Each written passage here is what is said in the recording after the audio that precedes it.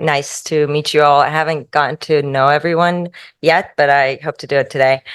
Um, okay, so we are going to have um, semi-short topics, each of us, and then we're going to open it for discussions. We want it to be interactive, so even if you need to stop me in the middle, I don't mind. Just raise your hand, and if I see it, we can stop it and talk about something. We want it to be something that everyone contributes to. We're going to start with the climate change, migration, and human health.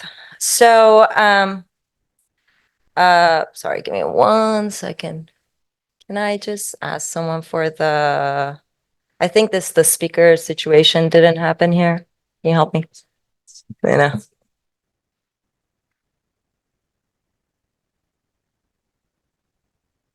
Perfect. Lovely. Yeah, my brain sometimes can freeze. So let's start with why we want to discuss this. So climate change is no longer just an environmental problem. Now we are dealing with climate change and its impacts on health, which sort of affects us as health practitioners. And we want to explore how these are related to each other and eventually get to policies and things that we can fund, talk about, think about, and advocate so that we make it a little bit more doable for both our side, which is the healthcare professionals, and the people. So as I said, it's now deeply affecting the public health. In 2022 alone, about 36 million people were displaced because of climate disasters. I know these numbers don't make sense, at least when I think about it, but 33 million people is a lot of people being displaced from their homes. As we know, this displacement puts additional restraints on health care, and we haven't figured out a way to really overcome it. Just to refer to this image, because we did publish an article recently, and we use this image because, as you see, both sides, climate and migration, eventually end up on the health, and then it becomes our problem as pediatricians, as healthcare providers, anyone in the healthcare industry. And you can go deeper into this, but we're going to get to some examples. One of the major drivers of displacements nowadays is climate change. Actually, in 2022, climate disasters have displaced more people than compared to conflict. I can't speak for 2024 and 2023 because things might change, but as of yet, this has been the more displacement reason. Floods, wildfires, droughts, heats, these are among the most common. Most common of all of them are floods still.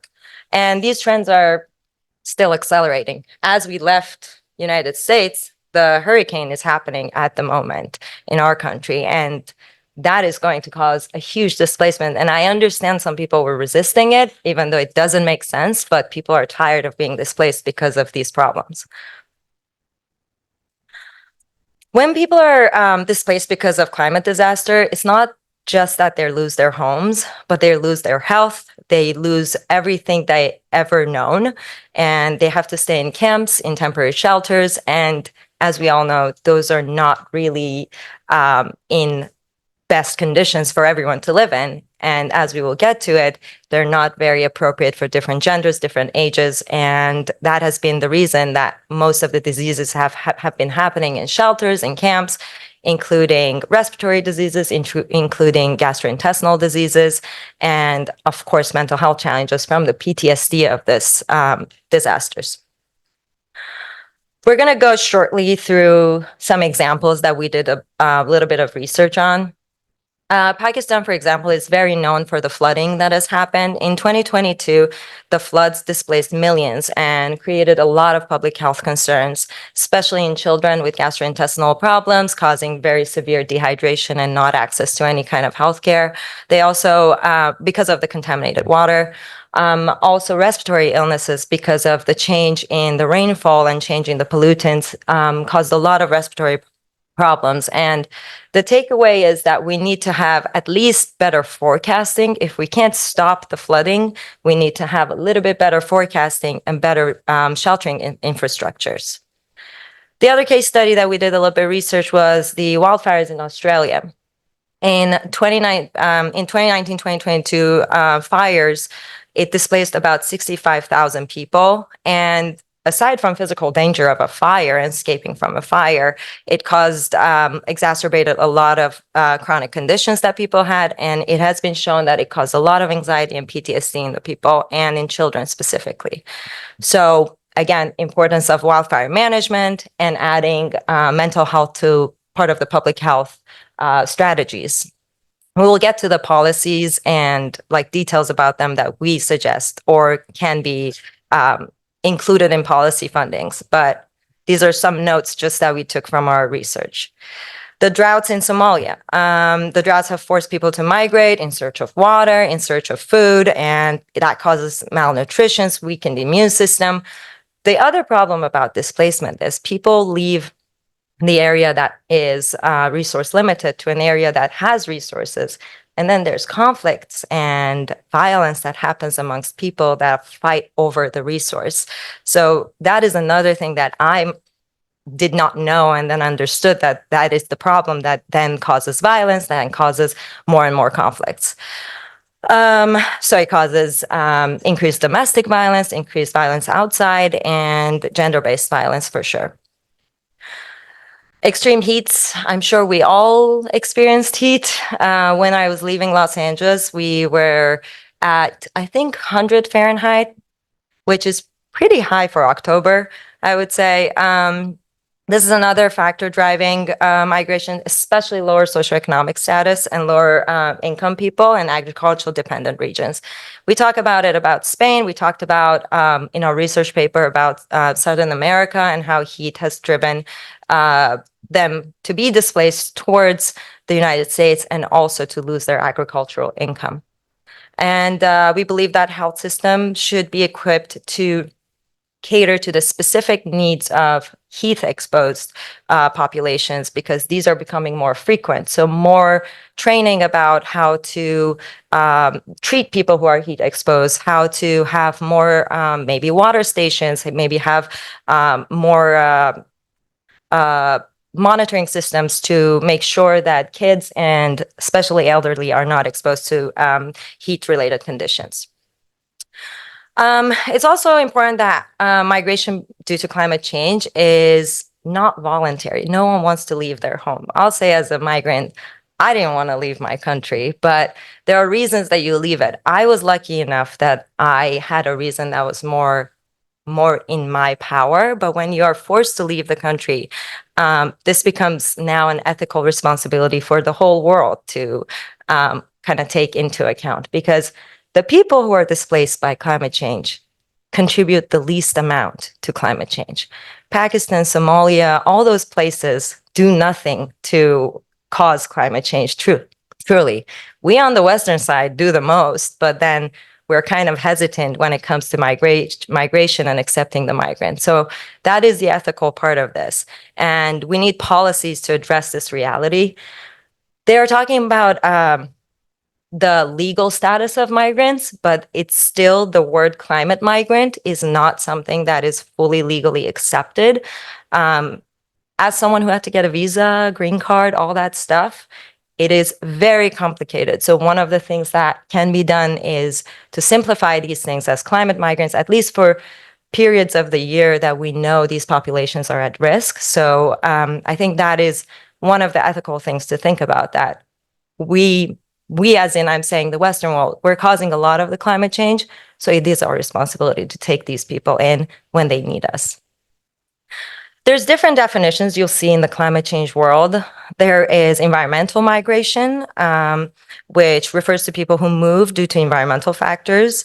Climate migration is specifically because of climate change, and disaster displacement is that people fleeing from sudden onset disasters like hurricanes and floods, but that doesn't necessarily mean they migrate out of their country. They can, for example, in Pakistan, they go from one part of the country to the other part of the country because there's less flooding. We're going to go into policy later when Indu is going to do her presentations, but what's needed are policies that integrate climate adaptation with migration planning and improved healthcare for these displaced populations. Our group has done a lot of research on the Sustainable Development Goals. I'm sure most of you are familiar with them. And we want to align our efforts with the SDGs. Health, inequity, climate action are all in the SDGs that we hope to achieve by 2030. I don't know. It's a little far, but we can try still, and at least do something a little bit better every day.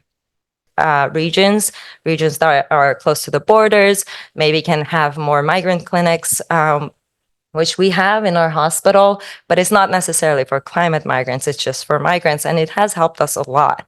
Better forecasting, better preparedness for floods, for hurricanes, believing that climate change is real would be a great first step. And generally, global cooperation to get to the root causes and support the migrants. At the end of the day, it is going to be a global effort to help the migrants from climate change to have a new home, at least until their homes are normal again, to go back to their lives. So in conclusion, climate change, migration, or health are deeply interconnected. We are feeling the impacts globally. Even if you're not affected by the climate change disasters, you will see the migrants come into your country, especially European countries, I believe. And we are all going to be affected by it, whether we are aware of it or not. And we need urgent action at local, national, and global levels to help support these displaced people by climate crisis. And we need to strengthen our healthcare system to be able to accommodate to this. We're seeing less and less people want to go into healthcare, and I don't blame them because it has become less supported by the governments, by the funding bigger entities, because it's become the thing that doesn't make any profit to go into. We're having less pediatricians, we're having less general doctors, and that is what's needed. That's what builds us up. And we think that the more we can convince people with incentives, with things to get them to remember again why medicine is important, why healthcare is important, I think that would help us a lot. I will say one thing about migration. I used to work at the emergency room in Children's Hospital before going into general pediatrics, and it's very fast. So I went into one patient room and I started speaking to them. They were speaking Spanish. I spoke a little bit of medical Spanish, but I had a translator. So I asked them, I said, okay, so why are you here for? And they said, for checkup. And I said, well, this is the emergency room. Why are you here for checkup? You have to go to your doctor. And they were like, they didn't say anything. And I said, do you have a doctor? And they said, no. And I said, so in my head, I'm like, another patient who doesn't have a doctor, who doesn't think to get a doctor. And then they said, we just got here. And I said, you just got where? And they literally just traveled through the borders, through Texas, got on a plane, got to LA, came straight to the hospital. This kid had been having severe respiratory symptoms, possibly the flu, COVID, all of them together. And this mom was just like, this is the first place I knew to come. And I think the only thing I said at that point, because I didn't know what else to say, I said, welcome to United States. And then she smiled and I smiled, and me and the translator walked out and started crying because it was such an emotional moment. But I understand they do come to the emergency room at first, but then we see the real craziness of our emergency rooms because we don't have those clinics dedicated to, you just got to this country, go here, get checked, and then we will refer you to where you need to go. So I think that's my main point about this part, and we'll talk about it more. But yeah, thank you.